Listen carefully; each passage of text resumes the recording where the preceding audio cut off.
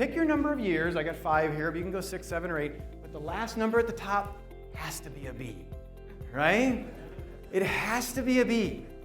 And I'm sitting there in a pitch for guys that are doing Airbnb for dogs, going, in 5 years we'll be making $1 billion. And I'm like, there's no way, right?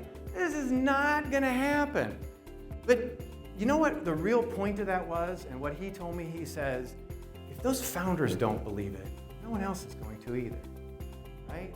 They need to bring that passion. They need to bring, I'm hiring them, I'm investing in them to have the dream, to tell me they're gonna work on this and take this all the way. And I really think no one in the room really believed that $1 billion.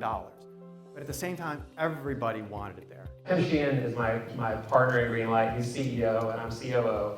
And we just have this great relationship that I highly recommend if you can find this kind of match where Tim is the Rubik's Cube product strategy guy who's going to get it right and make sure the trains are on time and everything is happening in the office and the check-ins.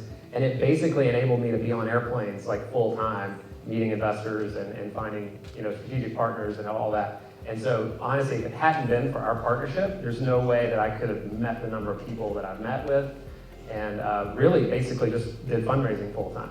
So that was pretty important. And I know when you're single co-founder, that can be very, very difficult. Absolutely. I made the mistake early on of when I had an investor willing to write a check at what I thought was a high but good valuation. I was excited as the entrepreneur.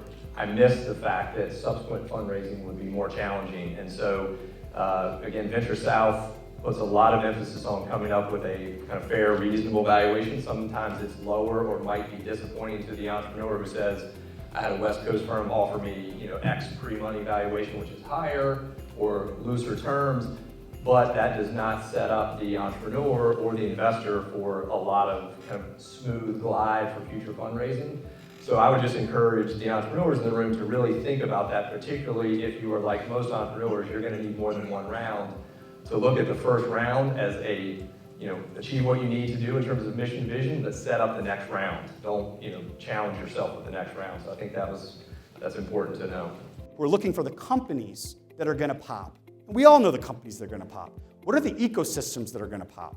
Where is not spearfishing happening, but casting a net locally and being the first in that pipeline and in that effort? So my challenge to you is a collaboration of competitors. What you've seen, if it impressed you on the college level, imagine where it goes from there.